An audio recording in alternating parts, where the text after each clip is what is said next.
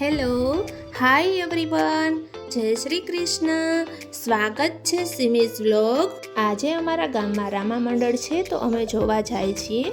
તમે જોઈ શકો છો કે રામા મંડળ જોવા માટે કેટલું પબ્લિક ભેગું થયું છે. અમારા પાડોશી બધી લેડીઝ ભેગી થઈને રામા મંડળ જોવા જઈ રહ્યા છીએ. તમે જોઈ શકો છો કે અમારા જસાપર ગામના અમારા પાડોશી છે બધા. રામા મંડળ છે એ રાતે 9 વાગે ચાલુ થાય છે અને સવારે 5 કે 6 વાગે પૂરું થાય છે. આખી રાત ચાલે છે અને રામા મંડળમાં રામદેવ પીરની આખી જીવનશૈલી દર્શાવવામાં આવે છે. દુખિયાના બેલી રામદેવ પીર એટલે તો 12 બીજના ધણી તરીકે પણ ઓળખવામાં આવે છે અને આ ધણીની શ્રેષ્ઠ વંદનાનો અવસર એટલે નોરતા ભાદરવા સુદ એકમથી ભાદરવા સુદ નોમ સુધી રામદેવ પીરના નોરતાની ઉજવણી થતી હોય છે. સમગ્ર ભારતમાં જ્યાં રામદેવ પીરના ભક્તો છે ત્યાં આ ઉજવણી થાય છે અને હર્ષથી આ ઉત્સવ ઉજવે છે. રામદેવ પીરના ભક્તો છે તે ઉપવાસ પણ કરે છે અને રામદેવ પીરને લીલા નેજા અને લીલા ઘોડા ચડાવીને આભાર વ્યક્ત કરે છે. એટલે ભાદરવા સુદ બીજના રામદેવ પીરનો જન્મદિવસ મનાય છે. તો આજે હું તમને રામદેવ પીરનો મહિમા જણાવીશ. રામદેવ પીરને ભક્તો રામદેવ પીર તેમજ રામાપીર કહીને પણ પુકારે છે. રામદેવ પીરનો જન્મ લગભગ 600 વર્ષ પૂર્વ ભાદરવા સુદ બીજના થયો હતો. રાજસ્થાનના બાડમેર જિલ્લામાં કાશ્મીર નામે ગામ આવેલું છે. આજે આ સ્થાન રામદેવરા તરીકે પ્રસિદ્ધ છે. કહે છે કે ત્યાં માતા મિનળ દેવી અને પિતા અજમલ રાયને ત્યાં સ્વયં દ્વારકાધીશે પુત્ર રૂપે પ્રાગટ કર્યું હતું. અજમલ રાય મહાદેવના પરમ ભક્ત અને પોખરણના રાજવી હતા. તેમને કોઈ સંતાન ન હતું એટલે તે વિશ્વનાથના દર્શને ગયા. આ તેમની ભક્તિથી પ્રસન્ન થઈ શિવજી તેના સપનામાં આવ્યા અને તેમની મનોકામના પૂર્તિ માટે દ્વારિકા જવા નિર્દેશ કર્યો. અજમલ રાય પત્ની મિનળ દેવી સાથે દ્વારકાધીશને ધામ પહોંચ્યા. દંતકથા એવી છે કે ભગવાનને રીઝવવા અજમલ રાયે સમુદ્રમાં છલાંગ લગાવી દીધી. સમુદ્રની અંદર રહેલી પ્રાચીન બેટ દ્વારિકા તેમને સાક્ષાત શ્રી હરિના દર્શન થયા.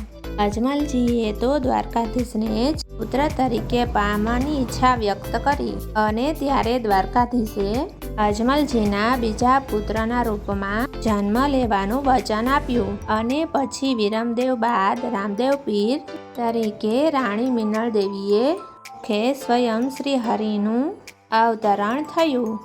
એવું પણ કહે છે કે સ્વયં ભોળાનાથ રામદેવ પીરના દર્શન માટે આવ્યા હતા અને તેમને જ રામદેવ પીરને અમર ભાલો, ઉગળ ધૂપ, ભસ્મ, ધોળી ધર્મધજા અને આદિ પંથની અલખની જોડી ભેટ આપેલ. જેમ જેમ રામદેવ પીર મોટા થતા ગયા તેમ તેમ તેમના અનેક પડછા લોકોને મળવા લાગ્યા. એક કથા અનુસાર 12 સંપ્રદાયના ધર્મગુરુઓએ રામાપીરનો મહિમા જાણીને તેમની કસોટી લીધી અને એક જ સમયે પોતાને ત્યાં પાટમાં પધારવા આમંત્રણ આપ્યું. રામાપીરે 12 સ્થાન પર એક જ દિવસે અને એક જ સમયે હાજર રહીને તેમનો પરચો પૂર્યો. ત્યારે ધર્મગુરુઓએ સભા બોલાવી રામાપીરનો જયકાર કર્યો અને 12 બીજના ધણીનું નામ આપ્યું. દર માસની સુદ પક્ષની બીજ રામાપીરને સમર્પિત છે અને આ દિવસે તેના ભજનોનું મહત્વ છે. આ જ રામદેવ પીરની લીલા છે. આટલો જ રામદેવ પીરનો મહિમા છે. હું તમને આખો રામદેવ પીરની મહિમા છે વિડીયોમાં મારા વ્લોગમાં નહીં બતાવી શકું. થોડીક આગળની જે લીલા છે એ જ મેં તમને બતાવી છે. બાકી આખી લીલા મેં તમને વોઇસ મેં બતાવી દીધી છે.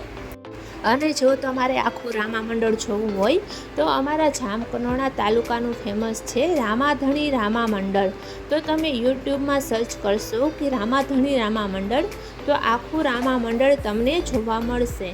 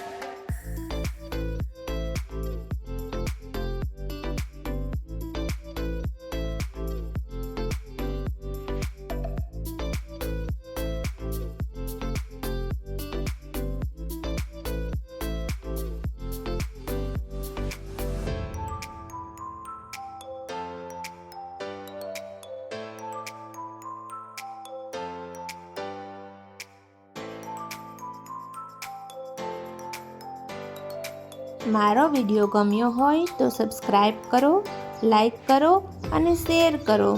Thank you.